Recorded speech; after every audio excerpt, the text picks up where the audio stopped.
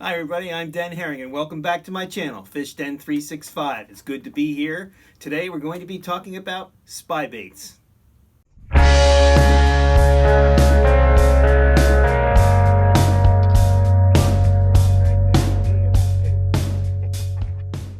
So spybaiting is something that's relatively new, or so it seems at least, to the bass fishing world, and it's taken the bass fishing by storm in recent years. A number of companies have come out with their own spy baits, and they are very effective for catching both smallmouth and largemouth bass in certain conditions. But I wanted to talk to you a little bit about when the spy bait really did first come onto the scene. Some people would say it was just in recent years, but I know better than that.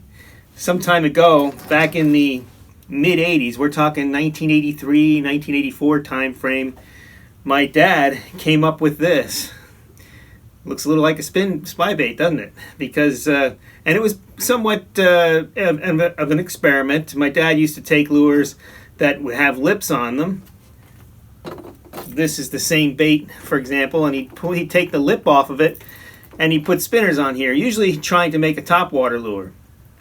And I don't know if, in this particular case, my dad broke a lip off through hitting a rock or something and then decided to do this with it or not.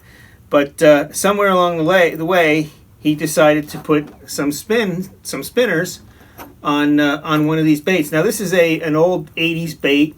It's a bait by Crankbait Corporation, and I believe it was called a Fingerling, the Fingerling series. Pretty popular crankbait back in the mid-'80 time frame. They also had a larger bait that was shaped the same way, but probably 3 times the size, called a Fingerling, and that was quite a good bait as well.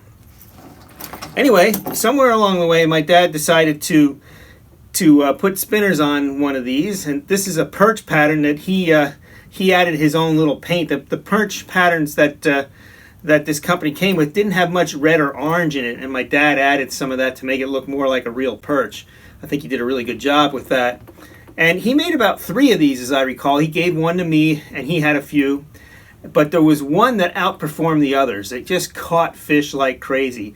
And what surprised my dad and myself as well is when he would throw this bait and throw it out in the water, it would actually sink. It would sink slowly, but it would sink, which came as a shock to us because this bait is not made of wood. If I recall correctly, it's made of some type of foam material. I'm not sure exactly what the material is. Maybe somebody who knows could comment on the video and educate us all on what the stuff actually was. But it wasn't made of wood.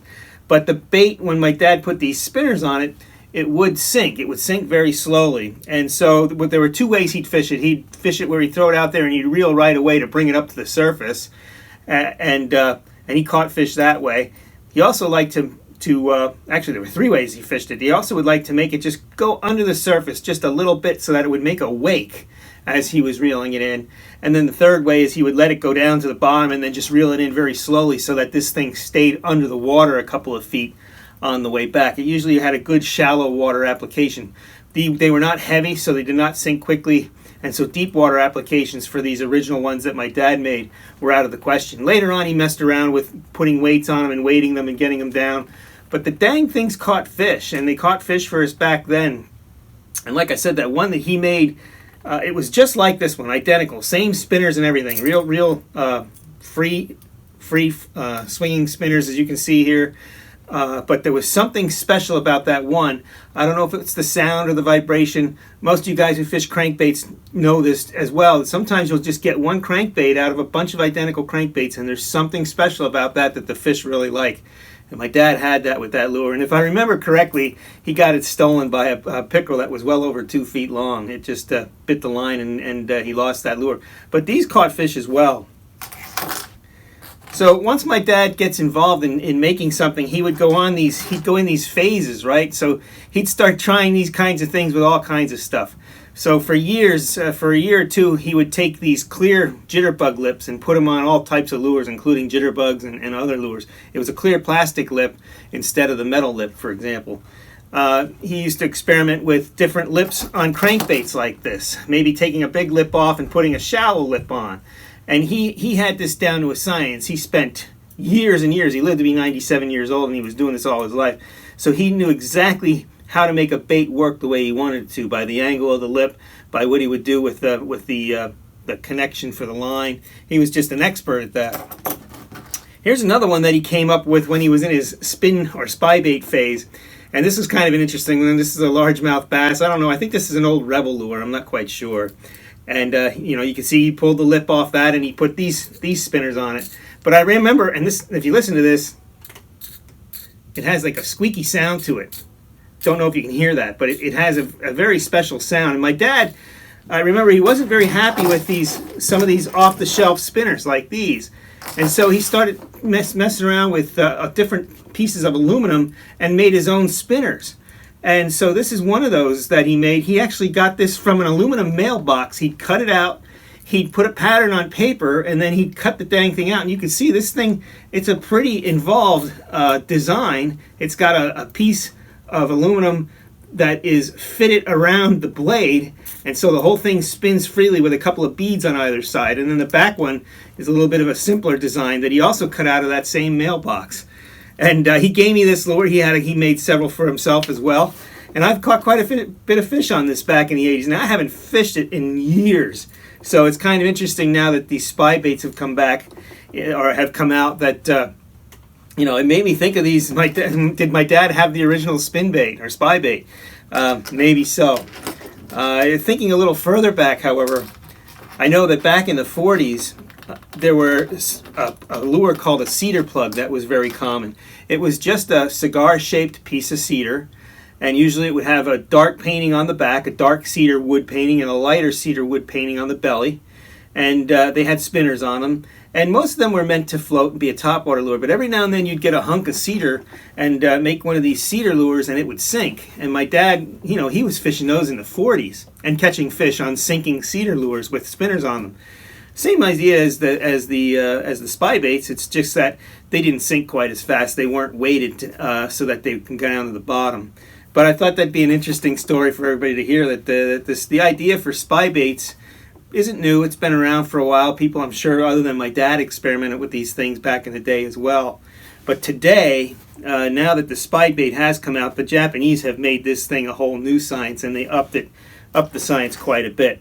So here's one of the more popular spin baits. This thing has a lot of weight to it. You can throw it a long way, and it goes down to the bottom rather quickly. And so you can keep this thing much deeper in the water column when you're fishing it. And it's balanced in such a way where it goes down horizontally. When you reel this one in, the spinners spin, which creates vibration in the water, just like my dad's old baits did. We always thought that was the key to catching fish on them. But the other thing it does, and it did with my dad's lures as well, is it makes the lure just have this little shimmy, just this little rocking motion back and forth. It's very subtle. But if you ever watch a little fish swim, a bait fish swim, they don't do any kind of crazy movements like that when they're normally swimming. It's a very subtle movement, and it makes a subtle vibration. And on days when the fish don't want something that is so active, and these are usually post-frontal days or days where fishing is tough, these types of lures really shine. It's kind of like a finesse tactic with a hard bait instead of like a soft bait. And so spy baiting is an interesting way of fishing, and sometimes it's a very effective method or technique to throw when a lot of other things don't work. These two are both made from a company named Duo Realis. I think it's called a Spinbait 90. 90 means it's 90 millimeters long. I like that size. It's not too big, it's not too small. It goes down in the water column well, and these are known to work quite well. I like fishing these two specifically. I like the colors of these two. This is, it's got that good bait fish profile, alewife color. This one's kind of like a ghost minnow color.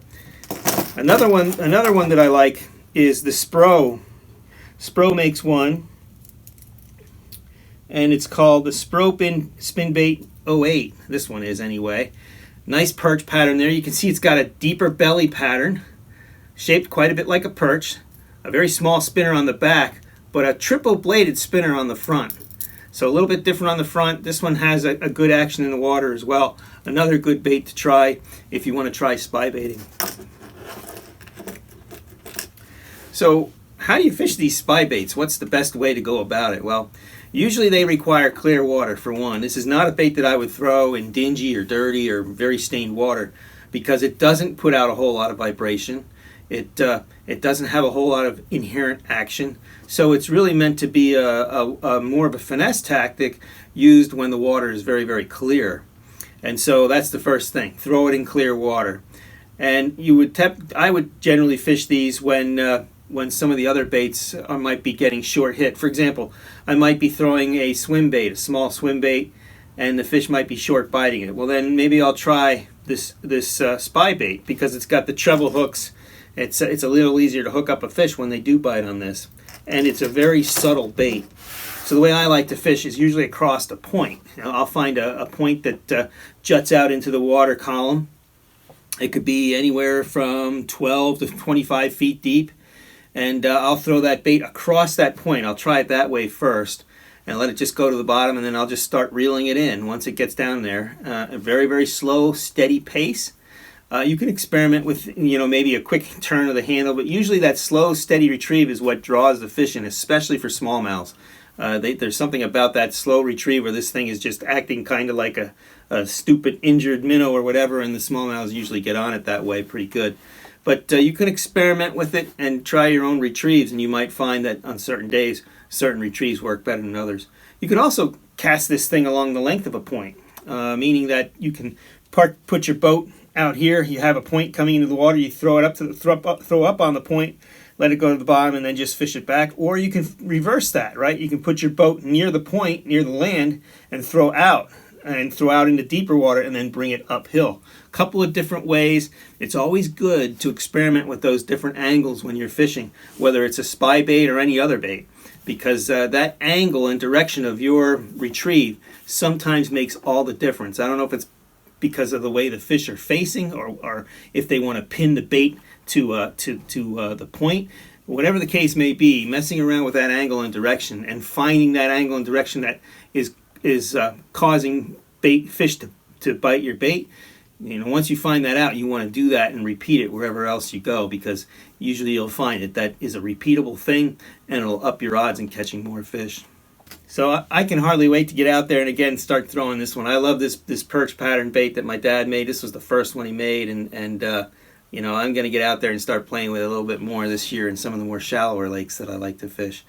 And then again, the spy baits, these things I already know they do well as well. They catch fish in those deeper water environments, usually in the conditions that I've explained.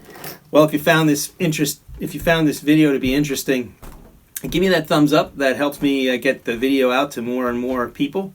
And if you haven't subscribed to my channel yet, you may want to consider subscribing.